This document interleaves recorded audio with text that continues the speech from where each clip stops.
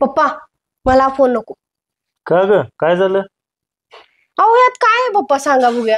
WhatsApp नाही, Facebook नाही, यात इन्स्टा नाही पप्पा, फेसबुक नाही, व्हॉट्सअप नाही, याला नेटचा बॅलन्स सुद्धा नाही पप्पा. काय झालं तुला अचानक आज? असं काय म्हणायला लागलीस? अहो पप्पा, तुम्हाला काय सांगू. मला मैत्रिणी एक नाही सारखे चिडवत असतात की तुझ्याकडे व्हॉट्सअप नाही, फेसबुक नाही. आज तर मैत्रिणीने कहरच केला, तुझ्याकडे काहीच नाही म्हणतात फोन मध्ये, तू फोन कशाला वापरतास असं म्हणायला लागले. मला मला किती वाईट वाटतंय. सगळ्या पोरी बघा इंस्टाग्रामवर कशा फोटो पोस्ट करत असतात आणि माझ्याकडे फोन नाही, आणि फोन आहे तर त्यात नेट नाही. पप्पा, मी लहान लय राहिले, मी 13वीला गेले की नाही सांगा बघूया. राहिले मी 13वीला गेले की नाही सांगा. बघा बाहेरच्या पोरी कशा वागतात, कशा फोटो काढतात, कशा पोस्ट करतात इंस्टावर वगैरे.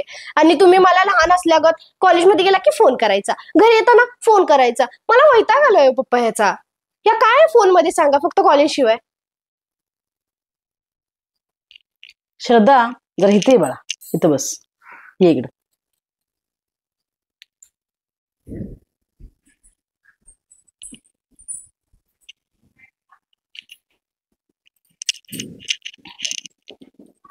मला एक सांग रानू, तुला ह्या बांगड्यात आणि ह्या बांगड्यात काय फरक जाणवतोय का? ह्या बांगड्यात ना एकदम सुरेख दिसत आहेत बघ. ह्याची कशी अशी नजर हटत नाहीये ह्याच्यावर. ह्या काय साध्या आहेत बांगड्या, ह्याच्यावर काही नजर जात नाही कोणाची. पण ह्या कशा सुरेख दिसत आहेत, मला भारी दिसत आहेत. छान दिसतात हे की नाही? तुला बघत्या क्षणी आवडल्या ना? म्हणजे तुझं लक्ष ह्या बांगड्यावर लवकर गेलं, लक्ष लवकर वेधून घेतलं आहे की नाही या बांगड्यांनी तुझं, आणि ह्या बांगड्यांनी नाही घेतलं. हा, ह्याच्याकडे तुझं लक्षच गेलं नाही, बरोबर आहे? ज्या बांगड्याकडे तुझं लवकर लक्ष गेलं की नाही बाळा, ह्या सोन्याच्या बांगड्या आहेत. आणि ह्या त्या सोन्याच्या बांगड्या नाहीत, ह्या फक्त काचेच्या बांगड्या आहेत, बरोबर आहे? जसं या बांगड्यांकडे तुझं लक्ष गेलं की नाही, तू आकर्षित झालीस, तसे दुनियेचं लक्ष आकर्षित होते. का तर ह्या सुंदर दिसतात, बरोबर आहे? आणि ह्या सुंदर दिसत नाहीत, त्यामुळे ह्याच्याकडे कोणाचं लक्ष जात नाही. हा, पण ह्या बांगड्यामुळं माझ्या जीवाला धोका आहे. ह्या बांगड्यामुळे नाही, कारण ह्या बांगड्यात काहीच नाहीये, बरोबर आहे? ह्या बांगड्या सोन्याच्या असल्यामुळे ह्याच्यामुळे मला माझ्या जीवाला धोका आहे. ह्याच्यामुळं नाहीये.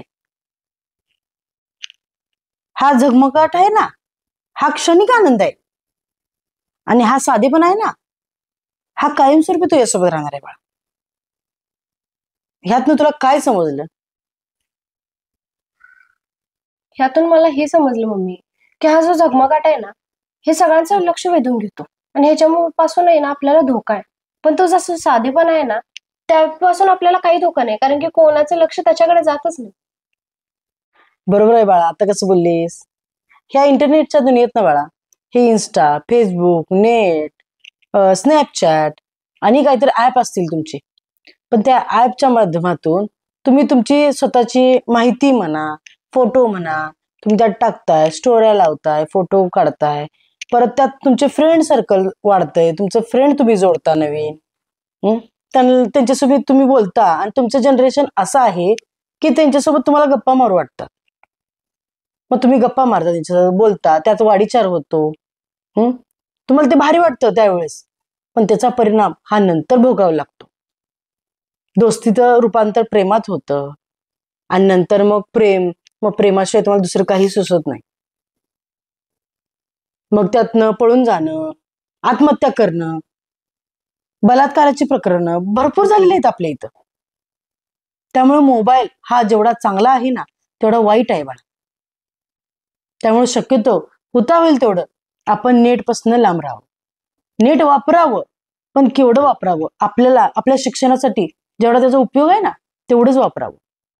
कारण ते आजचं जनरेशन आहे ना, ते फक्त तुझं लक्ष वेधून घेते. पण तू तुझा साधेपणा जप, जसा या बांगड्यांचा आहे, आणि तुझा साधेपणा तुझी एक दिवस ओळख बनणार, हे विसरू नकोस बाळा. मग आता सांग, आम्ही तुला जो फक्त कॉलिंगसाठी मोबाईल दिलाय, तो चांगला का वाईट? तुला व्हॉट्सअप, इन्स्टा, फेसबुक असलं पाहिजे का? मम्मी, तू काय जे बोललीस ना आता, ते मला पटलं बघ. मला हे इंस्टाग्राम, व्हॉट्सअप, फेसबुक हे काही नको आहे आता. मला फक्त माझा साधेपणा जपायचा आहे. दुसरं कोणी काही बोलू दे ग, पण मी आता त्याच्याकडे लक्ष अजिबात देणार नाहीये. आता मी ना माझ्या भविष्याचाच विचार करणार आहे. आणि तुम्हाला सांगू का, आपले आई वडील ना आपल्यासाठी जो काही विचार करतात ना, तो तो एकदम बरोबर असतो. ते कधीच आपल्या वाईटाचा विचार करत नाहीत.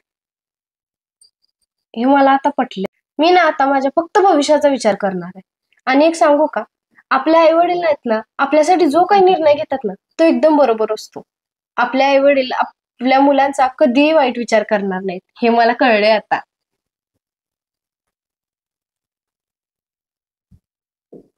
समजलं का बाळा? हो पप्पा. आम्ही का तुला फक्त मोबाईल देत होतो? आलं लक्षात? असं शहाण्यासारखं वागायचं. हा? असा विचार बाळा सगळ्या मुलींनी केला ना, तर त्यांच्या आईवडिलांना मुलींचं कधीच टेन्शन राहणार नाही आणि ओझं होणार नाही. कारण मुलांच्या सुखातच आईवडिलांचं सुख असते, हे कधी विसरू नका.